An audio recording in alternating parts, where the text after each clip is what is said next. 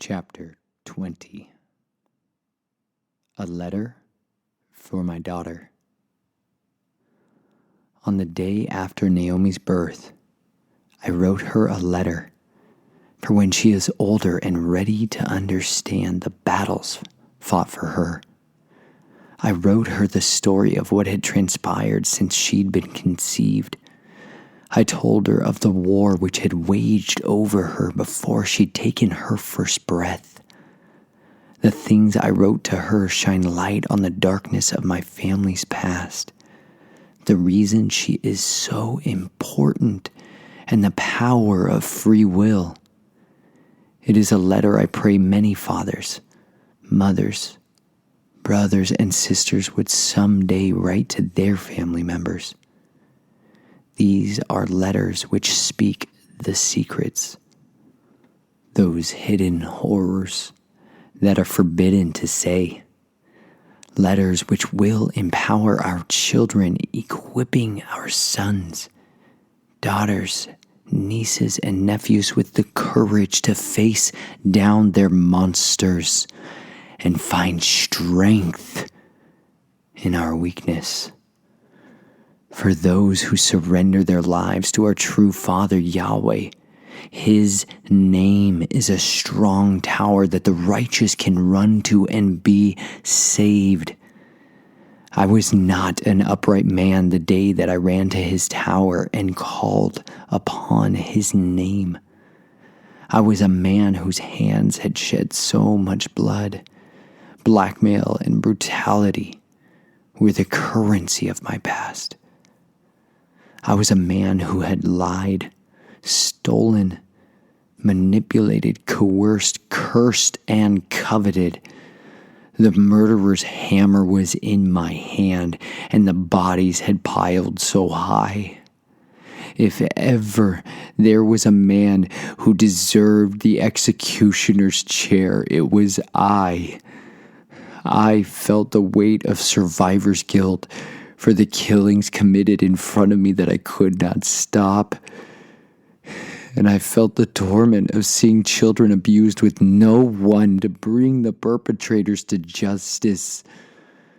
I was a man on fire, looking for someone who would quench my flames.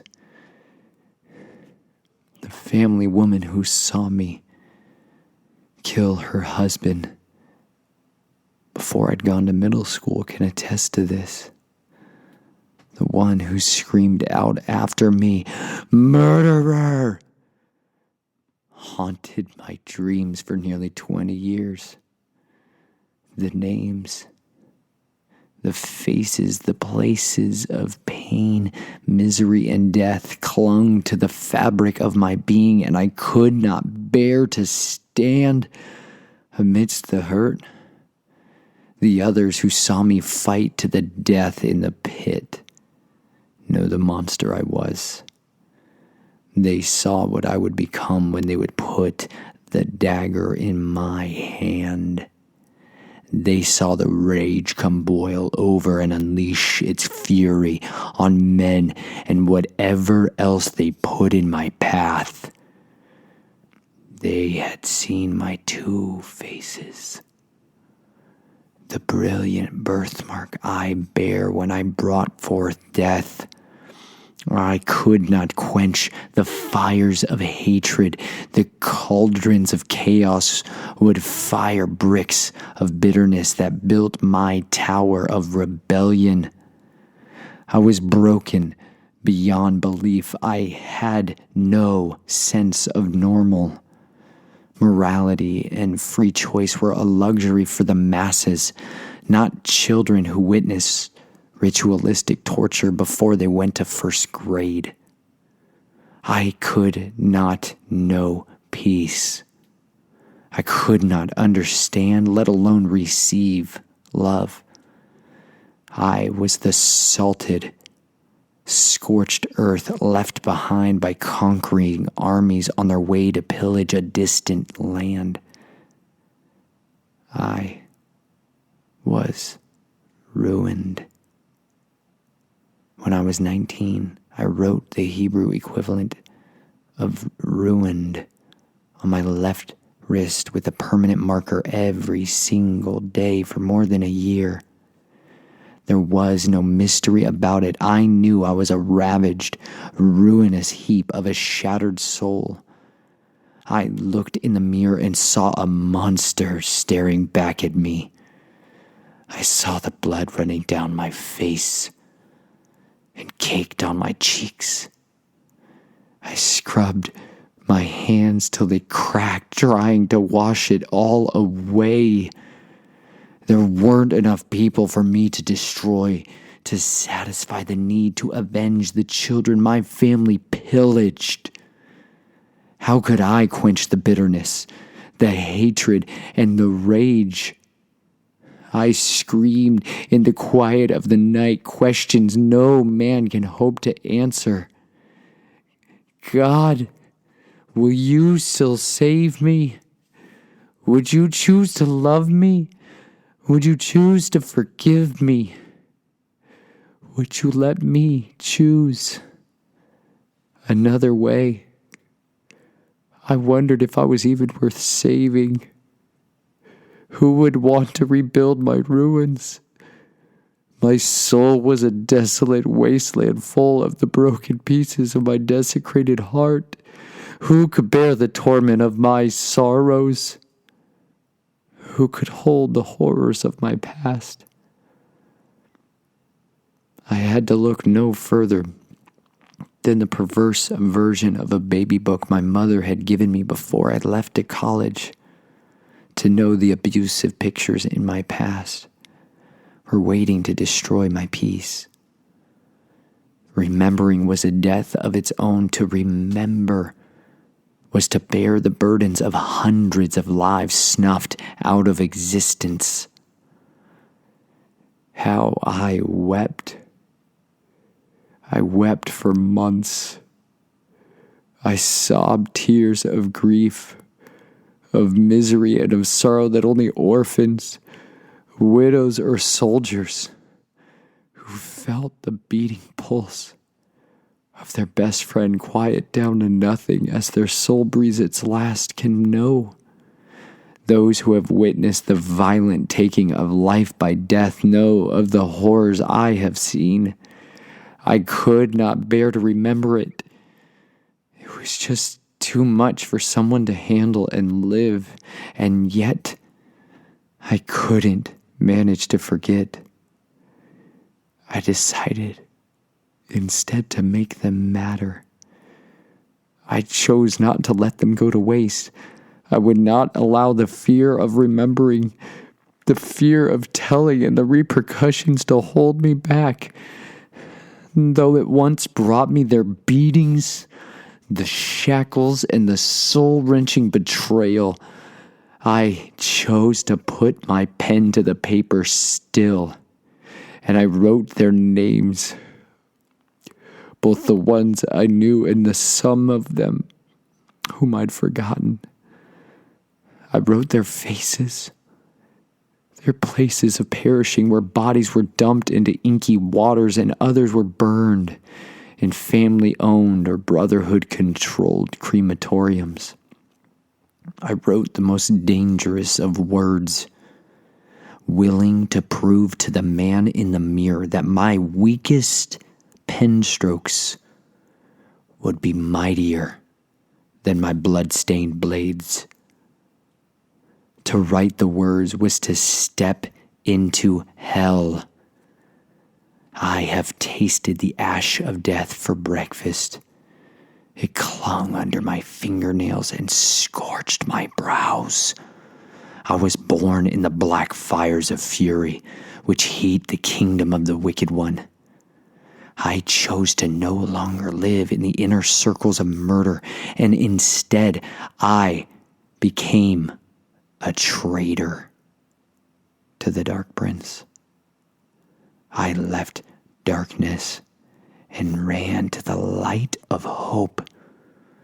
I did not come before the king empty-handed. I brought him my lists, those places and faces of horrors, to the Redeemer's feet. I brought my grief as an offering. I brought my guilt and the hurt and the hatred. I brought the anger and the betrayal to the sinless one. I brought 100 lifetimes of sin.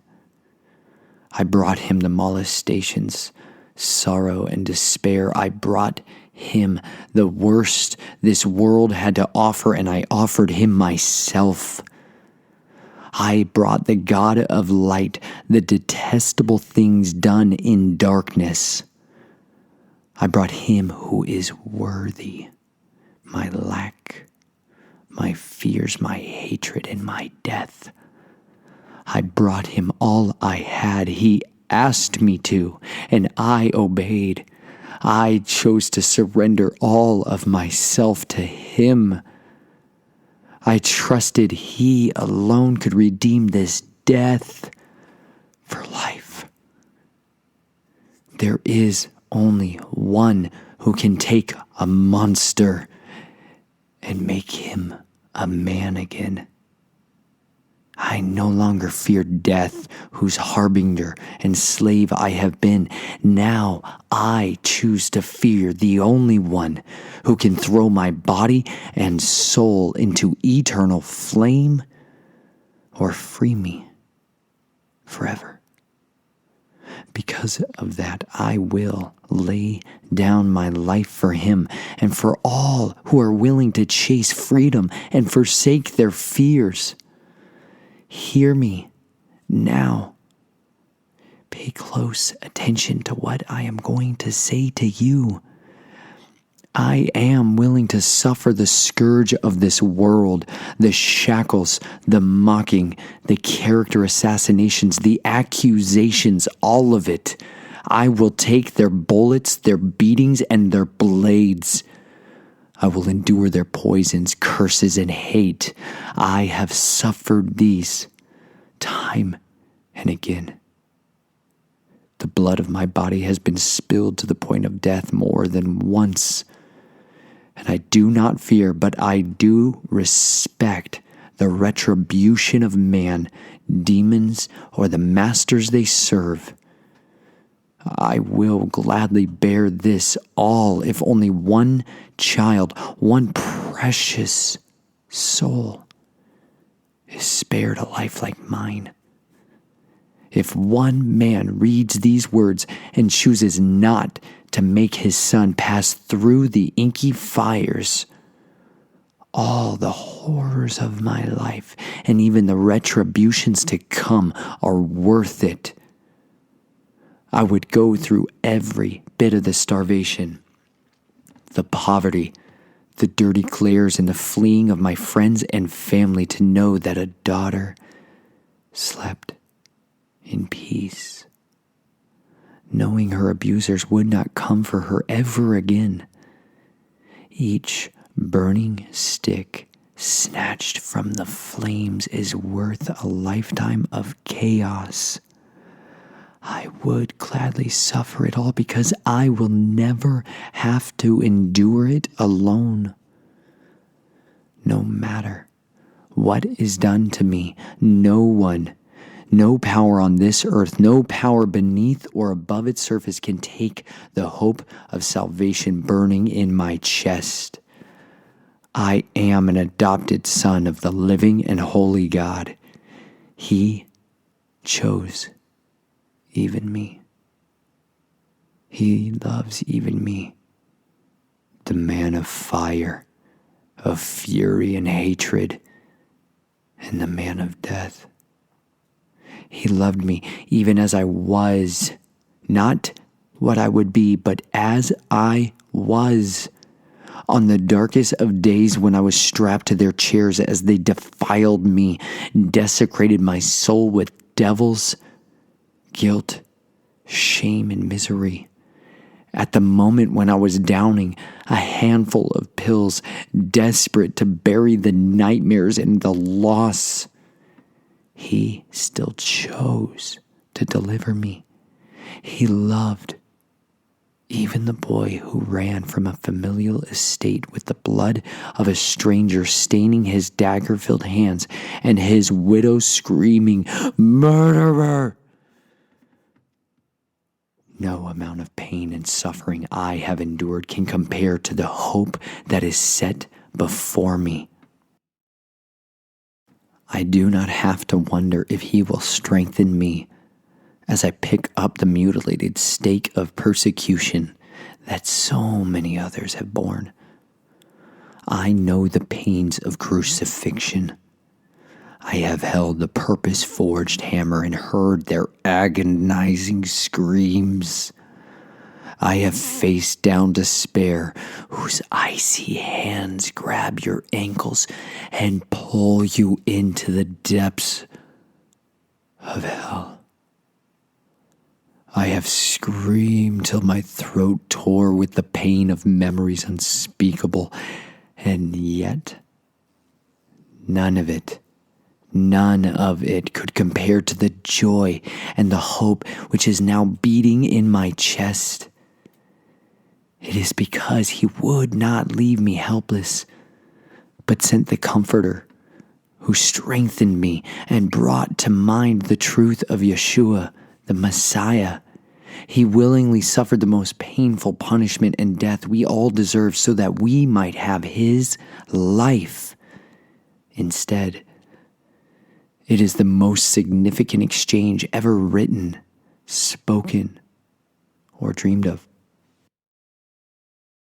It is the one who is perfect, becoming our devilish defects, our bloodshed, hatred, and death, that we might know the abundance of riches in store for the children of Yahweh.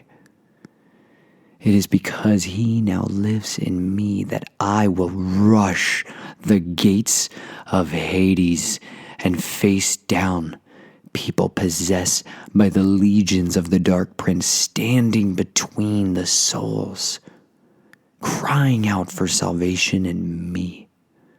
I will not fear their death, for I live to seek and save the lost, to snatch those burning sticks from the fires. I am not afraid of the familiar darkness, for I was born in it. I was birthed into the kingdom of fear, but I have been born again into the kingdom of faith. I am not afraid of their rituals, their blackmail, torture, or their threats. I fear El Shaddai, the Lord, our righteousness, the judge of us all. My love for him burned away the fears of persecution, rejection, and abandonment. Now I will walk into the Colosseum of public opinion and say, "These are the words of my testimony." I will speak them no matter what they say or what they do, no matter the family's retribution or what the order may choose. These words are for those who fear the night, who are born of the black sun, who feel the dread of the solstices as they approach. These are for the ones who drank the wine of the skull and spit on the word, who were made to bear witness to the oaths, the summonings and sendings, and for the ones who've never known they were loved. I write to the precious sons and daughters who have never known safety, peace, and hope, and to the children of the fallen who believe they too are cursed and unable to be redeemed. I also have mingled with the ancient ones, gladly accepting the genetic enhancements so few can imagine is real. The Shining One seed has burned my soul. The Gregori's blood has tainted my own. To you who know the secrets, I speak these words for you. You who see the serpent seed in your blood, you children of Belial. You are not a curse. You are not anathema. You are loved. You are treasured. Listen to me. You are adored. And the purpose of your birth was not what they told you. Your purpose is to become part of the living, active body of Messiah, which will stand tall amidst the greatest threats the world has ever faced. But more than all of these things, know this: you are needed. You were not born for death, for the Johns who pay you in white powder, adrenochrome, corporate contracts, king's ransom, or $5 bills. You were born with a greater purpose than you can imagine. The shackles on your wrists are not to keep you bound on their tables, beds, and chairs. They exist because you were made to set people free. The chains of your addictions and your lusts are to keep you from knowing you were made to breathe hope into the despairing lungs of vagabonds, outcasts, and misfits. The jewels of your crown of glory are waiting in the pebble-strewn asphalt of our overlooked and abandoned deviants, rebels, and wounded ones. You were not made to follow the trends of tomorrow. You were made to set fire to the beacons of redemption, to light a holy flame in the face of impenetrable darkness, and sing a song of praise as the bowels of Hades rage against your freedom, your hope, and your faith in the great Redeemer. Hear me, beloved one. The Father delights in you, longs for you, and loves every part of you beyond measure, comprehension, or scope. No matter what they told you, you are beautiful. You are adored. And you matter more than you can ever know. I know your hurts.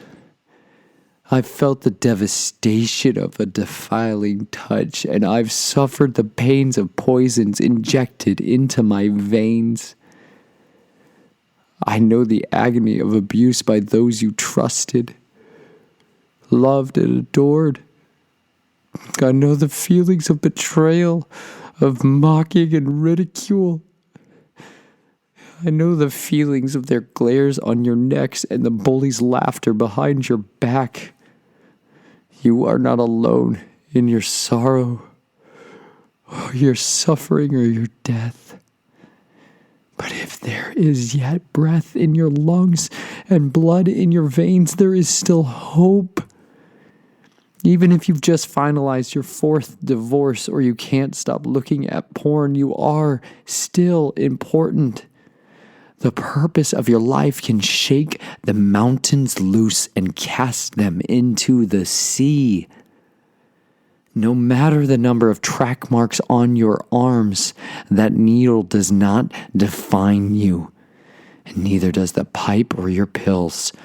The mutilation scars on your wrists, thighs, and neck do not need to be hidden in shame, for when I look upon you, I know you are a survivor.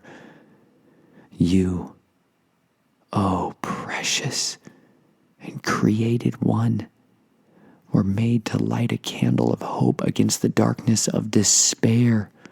No matter how many times you sought the hangman's noose, the bottoms of bottles, or a manipulator to tell you that you're pretty, you still have a life to be lived. Your life can be made new. Your song of death can be turned into a symphony of hope. Come, join the ones who were orphans, the reckless lovers of losers, liars and thieves.